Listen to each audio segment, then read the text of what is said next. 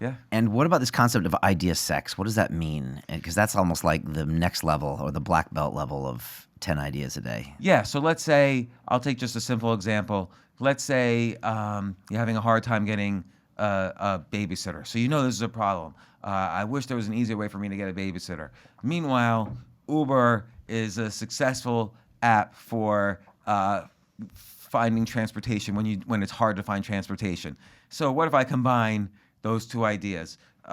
Uber with babysitter. Now I'm going to make the Uber of babysitters. So I have several teenage daughters who love being babysitters, but they don't necessarily have a good network. What if there are people in the area who have an emergency need for a babysitter? Now the Uber of babysitters can help it out. So that's a simple example of idea sex. A more complicated example might be, George Lucas with Star Wars basically took ideas from the common themes of a Western and combined it with science fiction and created Star Wars. And so that's a little bit more complicated. Or the rap group, the Fugees, took a rap beat and applied it to the hit, 70s disco song, Saturday Night Fever, and created the rap song Stayin' Alive. So there's lots of different types of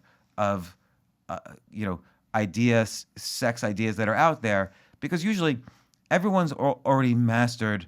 The people are already experts in physics, and there's other people who are already experts in biology. But now there's a whole new field, biophysics, which combines the two fields, and now it's a new field of study that you could become an expert in. So the more things that are interesting that you combined, the greater chance you could be the best in the world at this intersection. So if you're really good at science and you love sports, at the intersection of science and sports, there's probably thousands of potential articles and books that have yet to be written that you can now write because you might be the best in that intersection. It's also a good way to kind of own that number one spot, right? Yeah, as opposed completely. to try to fight for the top 5. Right. So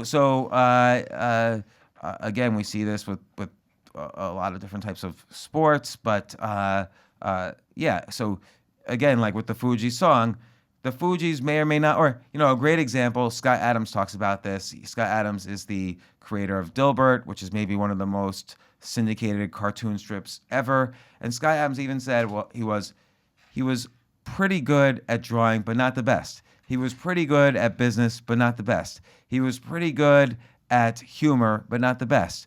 But at the intersection of those three things, he became the best cartoonist in the world. He's the most successful cartoonist in the world right now. So that's a classic example of where it works.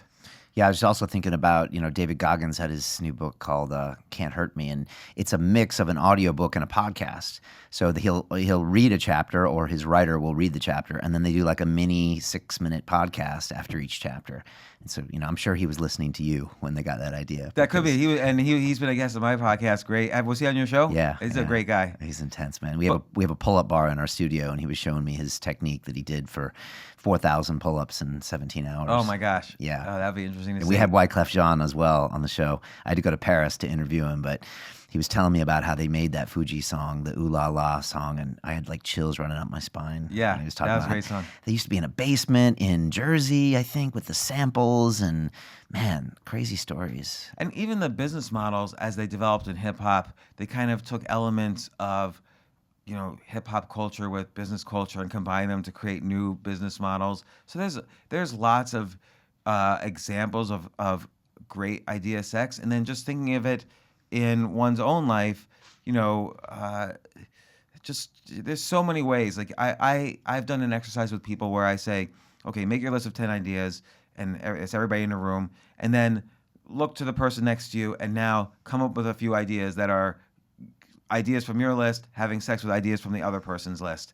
And it's just fascinating, what comes up. So is that if you had to chart it down to one reason you've been so successful, and I know you'd be like, well, Brian, I haven't been successful, but let's just assume you are successful. Would it be the ideas? Absolutely. Because everything I've ever invested in, everything I've ever been an entrepreneur about has been, kind of, using some aspect. Like, for instance, in the '00s, I started this company called Stock Picker, which was like a social media site for finance. So there were a lot of finance news sites, but I really hate looking at news. I think all news is sort of, you know, people looking in hindsight and trying to fit their own opinions into something that already happened. You told me you worked on a newsroom one time, and you said, I remember this distinctly in the last show. You said, Brian, it was like Halloween every day. We tried to scare people. Yeah, exactly. So I don't trust any news at all. So I wanted to create a useful finance site that would help people, but would have zero news in it. And at the same time, social media was just starting to really explode. And so I wanted to combine ideas from social media with finance, which hadn't been done before. And I did. And the result within the first month, we were starting to get 1 million users a month. And then it was easy to sell the company.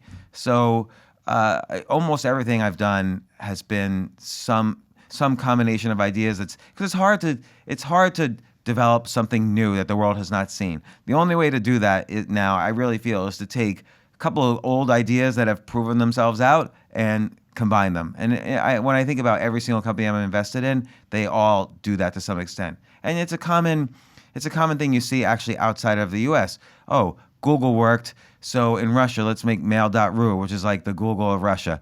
Oh, Amazon worked, so let's in China make Alibaba, which is like the Amazon of China. So there's all these. People even describe movies, that way. It's going to be like, Star Wars plus, Butch Cassidy and the Sundance Kid, and we'll make a new movie. And so Idea Sex is great for selling things. It's great for coming up with new ideas. Let's say you love the game Monopoly, but you also love teaching CEOs, being a CEO coach. You could suddenly write a blog post or a podcast or write a book, how Monopoly made me a better leader. You could do a TED Talk. Like, just any two things can be combined in some weird way. I'm not saying that's a good idea. That's part of the joy of it, is just come up with tons of bad ideas.